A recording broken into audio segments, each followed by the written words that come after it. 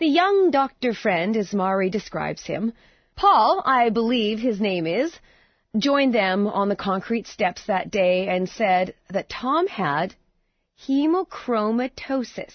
When we got home, not for the life of us could we remember that word. We just could not. So I phoned Paul, the young fellow who'd said it to me. I said, tell us again what it is. It was not in a medical dictionary. It was in no single medical dictionary. I will continue with Mari and her wonderful and brave story in just a moment, and believe me, there's so much more. But just to what she said about the hemochromatosis not being in a medical dictionary, well, in writing this inside story, it wasn't in my spell check either. Each time I typed the word hemochromatosis, a red squiggle underlined the word, indicating that I had a spelling error. The suggestions the computer offered me had nothing to do with hemochromatosis, so in this day, decades later, hundreds of diagnoses later, we still don't recognize hemochromatosis as an identifiable term. Now, back to Mari and Tom. Their wonderful young doctor consulted with international experts specializing in this field of medicine, and two of them agreed to see Tom. They diagnosed Tom with, among other ailments, with severe diabetes, which I now understand is how some cases of hemochromatosis presents itself.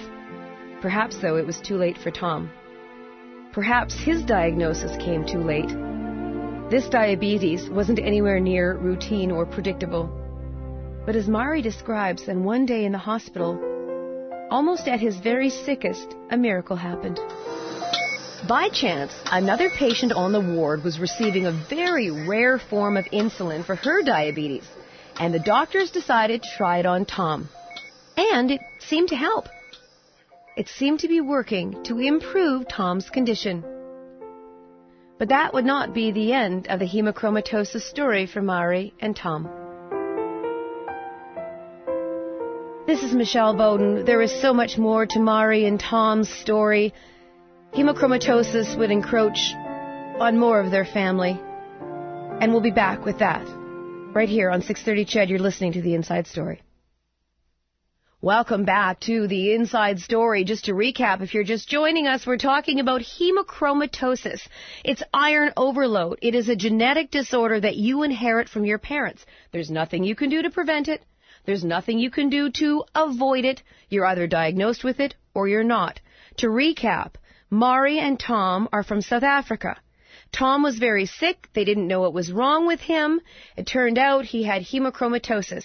He was so sick he was losing his eyelashes. He was a bronzy, kind of a funny color. He had severe diabetes. This is often, I understand, how hemochromatosis presents itself.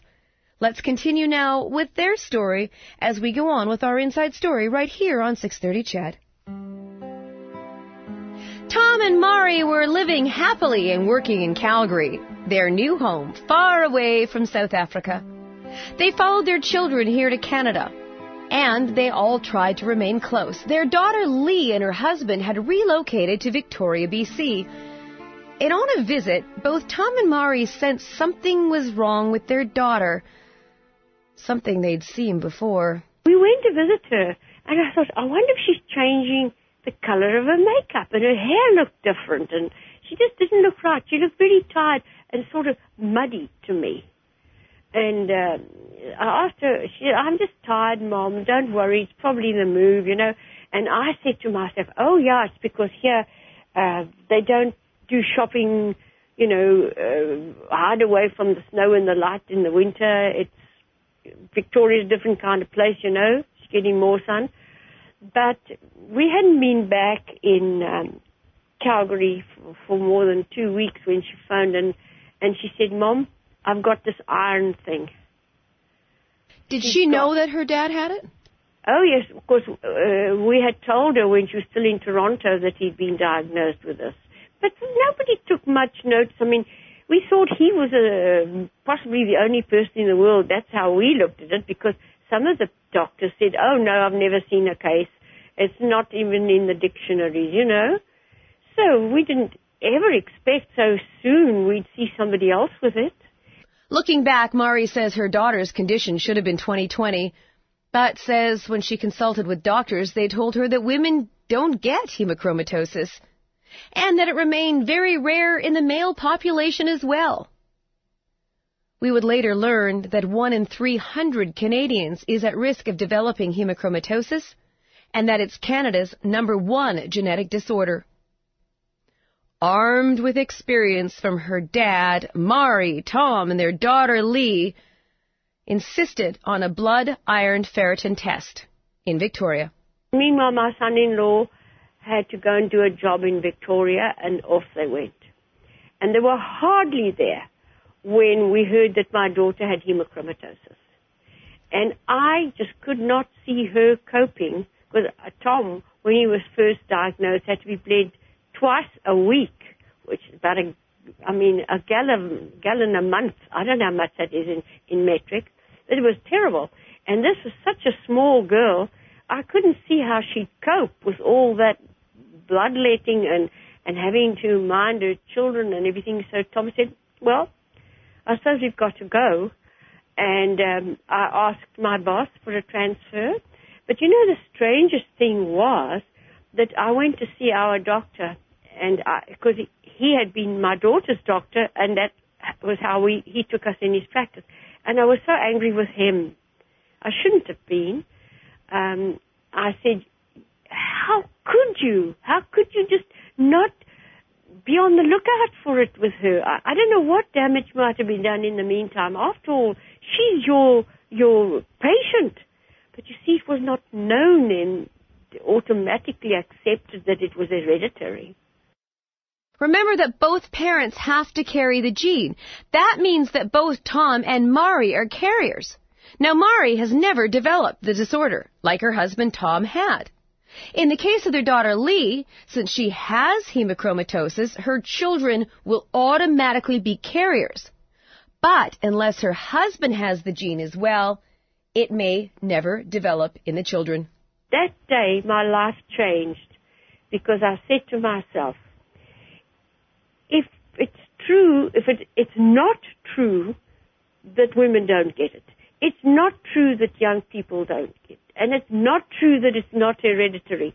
That's the day I thought, somebody's got to tell the world. After immigrating to Canada, Mari wrote more than 200 articles on the subject of hemochromatosis. She has just released her 22nd book.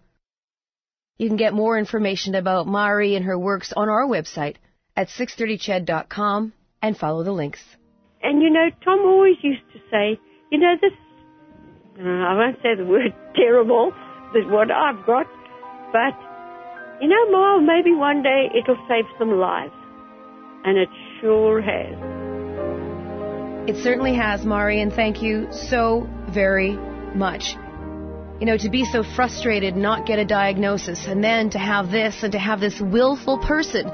And I would suggest that Rain, whom you met earlier, is taking over for Mari in spreading the word about hemochromatosis. I mean, we're talking about it today. Back with more after this on The Inside Story. You're listening to 630 CHED. Welcome back to The Inside Story.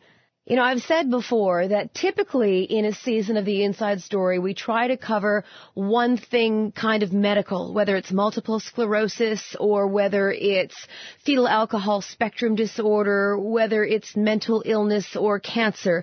We try to cover something in the medical field because obviously, you know, this affects all of us in one way or another, whether it's in our family or somebody we know. And honestly, I didn't really know anything about this hemochromatosis. I know a lot more about it now, and I'm really glad that I do. I didn't realize that it was so prevalent here in Alberta. Why here? Well, not to a lack of sunlight or the vitamin D that we might be missing because of the sunlight or the oil wells or the whatever it is here that we have. No, it's because